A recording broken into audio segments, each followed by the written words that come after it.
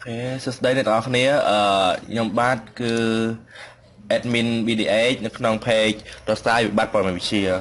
បាទកាលព្រឹកមិញខ្ញុំបាន post status គឺថាខ្ញុំនឹងពង្រៀនការ hidden wifi នៅលើ router របស់យើងកុំឲ្យអ្នកគេមើលឃើញអូខេអញ្ចឹងកុំឲ្យពេលវេលាឡផុតទៅអញ្ចឹងខ្ញុំសូមបង្ហាញឥឡូវហ្មងគឺខ្ញុំចូលក្នុងខ្ញុំ YouTube ហើយខ្ញុំវាយ address router របស់ខ្ញុំបាទ address router របស់ខ្ញុំនេះដោយសារខ្ញុំបានវាយusername និង password ហើយអញ្ចឹងខ្ញុំបាច់វាយទៀតទេតោះមកខ្ញុំចូលក្នុង wireless ពាក្យ wireless ខាងនេះបាទហើយនឹង wireless setting អូខេហ្នឹងអញ្ចឹងវានឹងចេញតាមបែបនេះដូច្នេះយើងត្រូវដោះ tick កន្លែង enable SSID broadcast អញ្ចឹងបានថាយើងគឺចង់ hidden បើយើងចង់សូយើង tick លើវាទៅវានឹងសូឲ្យបើសិនយើងអត់ចង់សូទេយើងដោះ tick លើវាទៅគឺវាអត់សូ Wi-Fi ហ្នឹងទេប៉ុន្តែ Wi-Fi យើងនៅមានសេវាដដែលដោយសារតែអាហ្នឹងយើងធ្វើទៅដើម្បី hidden បើសិនយើងចង់បិទសេវាទៀតនេះ enable wireless router radio គឺបានថាយើងបិទសេវាអញ្ចឹងយើងត្រូវបិទសេវាវាថាយើងអត់ចង់ឲ្យគេលេងយើងចង់បិទ router Wi-Fi ចោលហ្មងគឺយើងប្រើហ្នឹងបាទអញ្ចឹងឥឡូវខ្ញុំអត់ធ្វើទៅហើយខ្ញុំ save បាទ save ហើយវានឹងទី restart តែនេះខ្ញុំផ្សាយខ្ញុំ save ហើយខ្ញុំ restart ហើយអញ្ចឹងខ្ញុំបាច់ restart ទៀតទេខ្ញុំកាត់រំលើវាចោលអញ្ចឹងវារួចរាល់អញ្ចឹងខ្ញុំនឹង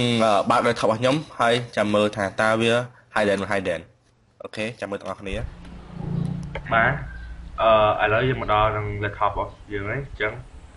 នេះ Windows 8បាទខ្ញុំស្រាប់ថា Windows Vista Windows 8ឥឡូវ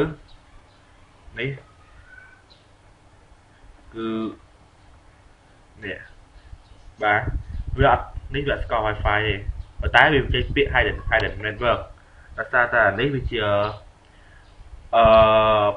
ពពួក Windows 8អញ្ចឹងវាចេញអញ្ចឹងហើយបើតែពពួក Windows 7ហើយវាចេញទេហើយសាក់តែ Windows 8អញ្ចឹងនេះ hidden Wi-Fi hidden network អញ្ចឹងmình lạiលើវាអូខេនេះវាចេ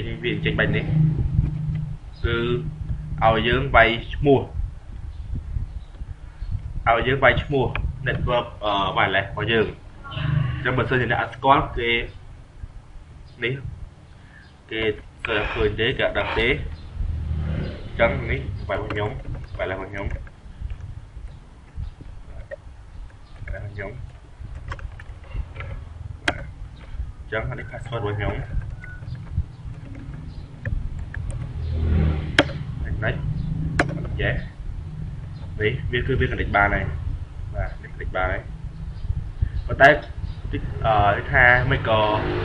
វាចេញ2 3ឬក៏23ចុងទៅអាហ្នឹងគឺវា Wi-Fi ដោយសារតែយើងដូរទៅយើងមកបានលុបអាចាស់ជិះវាជាប់ថ្មីតែវាជាប់ពីលើថែមទៀតតែអីហ្នឹងផលវាពេកគឺបានយើងអាច connect បានហើយគឺអាចប្រើអ៊ីនធឺណិតអាចប្រើអីផ្សេងបានជាធម្មតា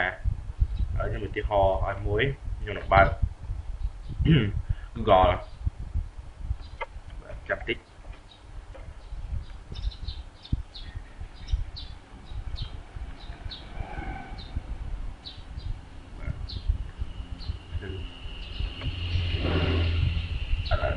បើក Google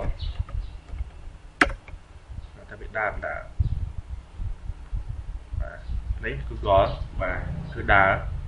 អញ្ចឹងអាចធ្វើអីក៏បានដែរអូខេដើរធម្មតា